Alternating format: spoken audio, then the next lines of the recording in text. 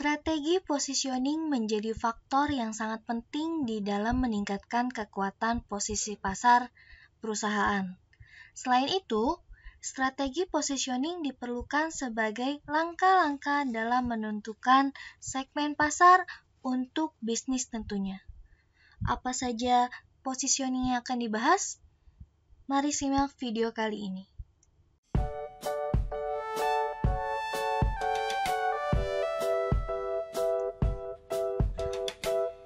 Hal yang pertama kita ketahui tentu positioning merupakan tindakan perusahaan untuk merancang produk dan bauran pemasaran agar dapat tercipta kesan tertentu di ingatan konsumen, menurut Philip Kotler, atau sebuah image atau citra yang sudah melekat dan terbentuk pada benak tiap pembeli mengenai sebuah nama produk yang dihasilkan atau membedakan dengan produk lain oleh sebuah perusahaan tertentu. Bentuk positioning produk ada beberapa poin. Yang pertama, market leader. Perusahaan atau bisnis yang menguasai sebagian besar untuk produk yang relevan. Yang selanjutnya, challenge. Pihak yang menantang dan memberikan perlawanan terhadap dominan market leader. Challenge itu berarti tantangan atau memberikan perlawanan terhadap market leadernya. Dan selanjutnya, follower. Sebuah usaha yang sudah berdiri, namun sama sekali tidak mendominasi pasar di mana produk tersebut akan mampu dalam mempertahankan posisinya sendiri. Dan selanjutnya yaitu kriteria dari positioning produk. Di sini sudah ada beberapa, yaitu ada 4C. C yang pertama, customer. Diusahakan agar dipersepsikan positif oleh pelanggan. C yang kedua, company. Mencerminkan kekuatan dan keunggulan dalam berkompetisi sebuah perusahaan dengan pesaingnya. C yang ketiga, competition. Penentuan posisi yang harus jelas sehingga dapat dengan mudah menonjol dari produk pesaing dan menunjukkan perbedaan tertentu. Namanya juga kompetensi, harus menunjukkan perbedaan antara pesaing satu dengan pesaing lainnya.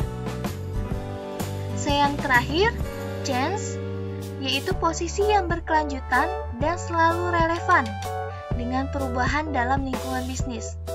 Apakah itu perubahan dalam kompetensi, perilaku pelanggan, atau budaya sosial dan sebagainya.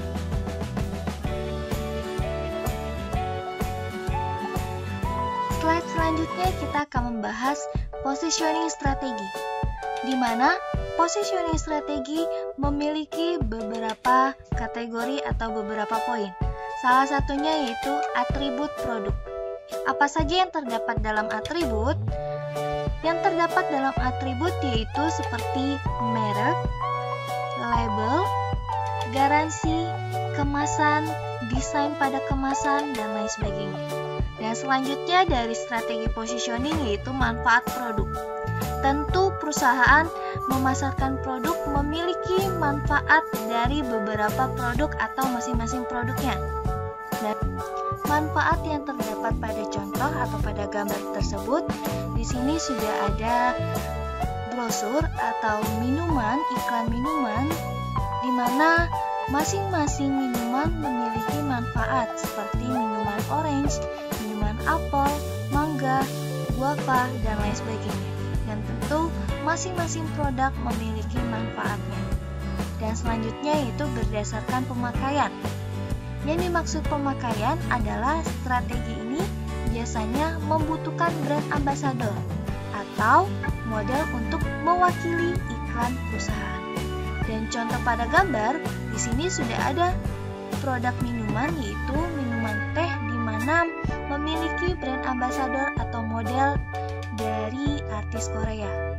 Dan selanjutnya itu harga dengan kualitas terbaik. Tentu harga mengikuti kualitas. Kalau kualitasnya bagus, tentu harganya lebih mahal. Begitu juga sebaliknya. Posisi strategi selanjutnya yaitu ada kategori produk. Biasanya, model bisnis yang menggunakan strategi ini, posisi strategi selanjutnya yaitu ada kategori produk. Biasanya, model bisnis yang menggunakan strategi ini hanya fokus pada satu merek, walaupun sebenarnya memiliki beberapa merek lainnya. Contoh terdapat pada gambar produk Indofood yang lebih fokus mengembangkan merek Indomie atau produk Indominya. Kenyataannya Indofood juga memiliki beberapa merek mie instan lainnya seperti Supermie, Sakura, dan masih banyak lainnya. Dan selanjutnya itu berdasarkan pesaing. Memposisikan diri sebagai yang lebih baik daripada produk pesaing utama. Ya, tentu. Yang namanya pesaing pasti memberikan atau menonjolkan yang lebih baik dari pesaing lainnya. Dan selanjutnya yaitu menentukan positioning.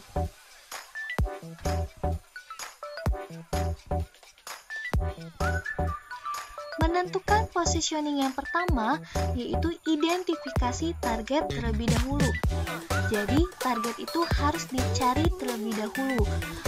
Mau target yang homogen atau yang heterogen atau keduanya.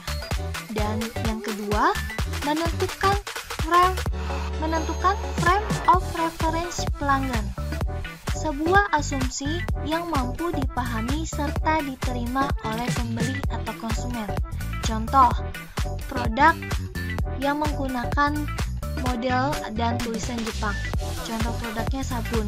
Sehingga orang bisa mengingat produk tersebut sebagai sabun buatan Jepang. Hal tersebut dapat disimpulkan bahwa model dan tulisan Jepang tersebut menjadi ikon atau penanda bahwa produk tersebut buatan dari Jepang. Dan yang ketiga, menentukan point of differentiation. Menentukan point of differentiation yaitu kegiatan yang harus diperhatikan supaya memilih produk perusahaan tersebut.